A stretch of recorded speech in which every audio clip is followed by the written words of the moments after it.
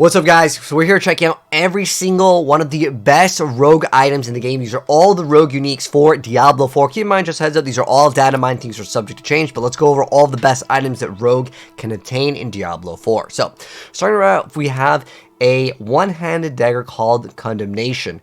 So with this effect over here, it's going to make it so our core skills are going to be able to deal a set amount of percent increased damage when spending combo points.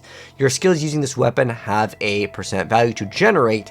It says C number and it says 3 combo points. So there's a chance that when you use this one-handed dagger, you're going to be able to get the maximum amount of combo points. This could actually be one of the best ones in the game if you are doing the combo points generation for the specialization of the rogue, and arguably one of the best in the game. There's actually a generic one that lets you potentially get additional shadow damage, which could actually help out with resource generation, but this is easily going to be one of the best items in the game. There's actually only 2 melee weapons for the rogue in terms of unique, so pick one of these and pick the shadow one, and you're probably going to be in like the high tier category for the meta here. Next up, we have Ashira's Kanjar. It is another one-handed dagger, and it has the legendary or unique power here where it says hits with this weapon increase your attack speed by a certain amount for up to X amount of seconds, and it has some sort of like static value that goes up to, I'm guessing this is 100, so you can go up to 100% increased attack speed with this. This is going to be probably really good for anyone that's doing like twisting blades, just to be able to attack faster and get those combo points up so you can spend them. These both in combination can be very good, but again, there is a generic one, and this video is just going over the rogue ones, but check the generic video that was like part 1 of the series of all the best items in the game. But for rogue, both these in combination are looking very powerful. Next up, we have Sky Hunter. So what does this one do? It's a 2-handed bow. It says the first direct damage you deal to an enemy is a guaranteed critical strike. If you had maximum stacks of the precision key passive when you cast a skill, you gain some sort of amount of energy, and it can only happen once per cast. So this could be pretty good too, especially if you want to get extra resource, and on top of that you get a guaranteed crit, and sometimes in Diablo on crit you gain some sort of a bonus, and this could be pretty massive for a lot of builds. But I think it's going to be probably beat out by Windforce.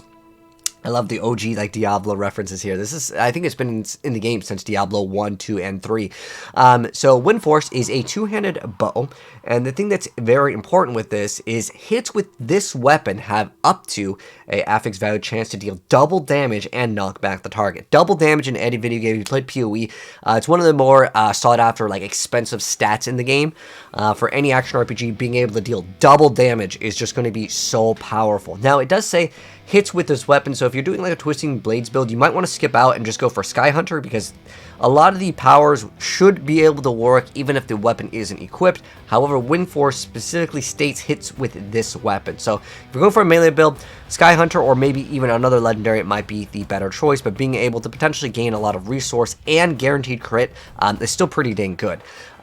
Next up though, we have the Word of Hakan, which is an amulet. It says your rain of arrows is always imbued with all imbuements at once. So that means you're going to be shadow damage, you get that cold damage, you also get that poison damage. It could be pretty good. However, remember, rain of arrows is a ultimate, so the cooldown is quite long. In fact, if we go check out the build calculator over here, if we go to rain of arrows, yeah, the cooldown is quite long. Unless you're going to be able to get insane amount of cooldown reduction, this may not be the best in slot. There's actually perhaps better choices in the amulet department, but nonetheless, that's what that unique does. Remember, these are supposed to be the most rare items in the game and arguably the most powerful. Speaking of the most powerful, I think Grasp of Shadows will be the best gloves in the game, hands down, for rogue. Like, it's not even up for debate.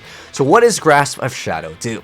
It says damaging a vulnerable enemy with a marksman or cutthroat skill has up to a random affix value % chance to summon a shadow clone that mimics your attack.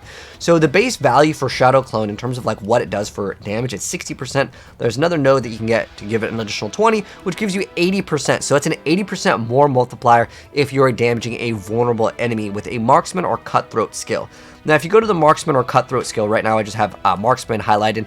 That's essentially most of the basic range attacks and all of the core attacks. And if you go to Cutthroat, that actually includes your basic attacks, Blade Shift, Invigorating Strike, also Twisting Blades, Flurry, and on top of that, it actually works with Shadow Step and Dash, which are already going to be in most builds anyways. So that one is going to be very, very powerful, allowing you to basically get an 0.8 multiplier on a more damage. That is, if we have this value high enough to proc relatively consistent. I don't know what the value is, but this is going to be definitely one of the best things in the game, as mimicking your skills is massive in the game.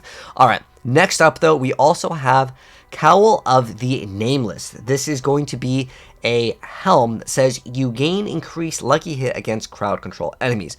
I've already talked about the it's basically like Frost Walkers. If you guys remember the Fire Walkers from Diablo 3, where when you just move or when you're standing still and you're in melee range, the enemies are going to be basically set on fire.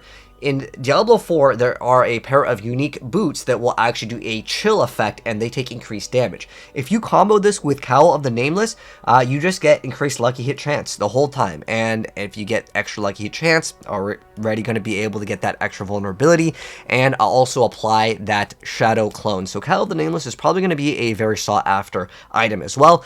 And then lastly, surprisingly, all of the rogues uniques are all pretty much going to be like really, really good. The one exception is the final one, which is called Eyes in the Dark. So these are a pair of pants.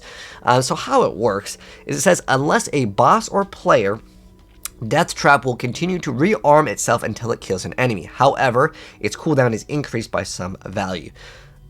I'm not really a fan of this because as soon as it kills the enemy, it continues to rearm itself until it kills the enemy.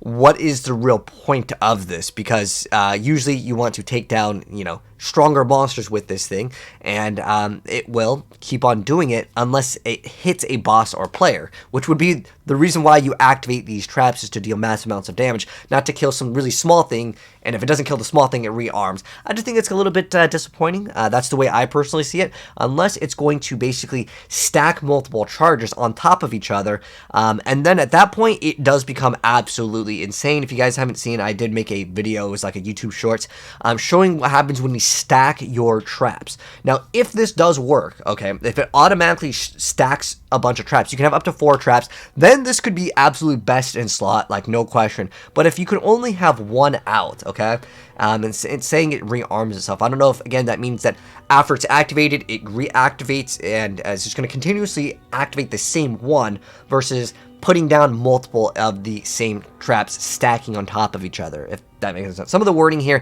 it's kind of vague. Keep in mind, these are all data mine things, are subject to change, but I think that this one is the only one I'm like, most people will probably skip out if it works the way, in the sense where you put a trap down, let's say like a really small trash mob walks over it, somehow they don't die to it, because most of them will die to any trap, then it's going to reactivate itself, then it's not even really worth it. But if it basically, you throw down 1 trap, and then it sets continuously 4 more, 4 in total, then it would be actually usable for a boss, and then it wouldn't rearm, but that's fine. If it stacks 4 times, you can melt a lot of the elites in the game in terms of like the campaign and stuff, with like 2 or 3 stacks. I was trying to end. It's pretty good, but again, I don't think that's the way it works, because as soon as it hits, it doesn't rearm. So anyways, that's going to be it for all of the rogue uniques. We're going to be dropping the video going over all of them, and if you guys haven't seen part 1, somehow you just came across this one, you're only interested in rogue, check out part 1. Part 1 will have all of the generic ones, as we're just covering them via classes here, so the videos aren't too long, but we'll be dropping all of them very, very soon. If you guys enjoyed the video, though, drop a like on it. If you're new here, hit subscribe to the bell if you'd like to see more of the best items in Diablo 4,